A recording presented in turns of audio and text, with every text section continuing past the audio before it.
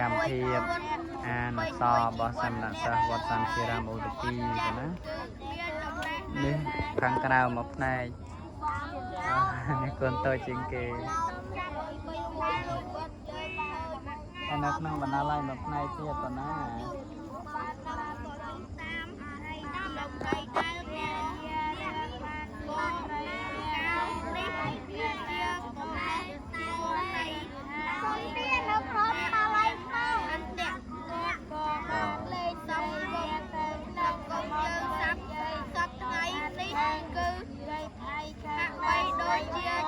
បណ្ណាល័យខាងក្នុង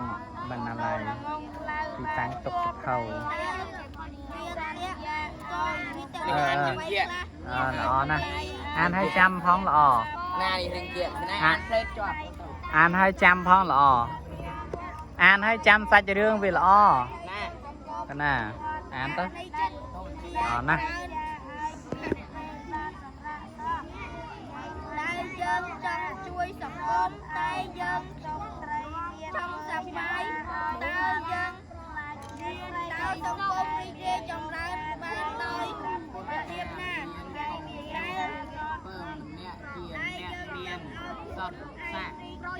តែពួកខ្លាយជាអ្នកមានចំណេះដឹងជាការរបស់គឺតែជាអ្នកចំណេះដឹងតែយើងចង់តែសប្បាយ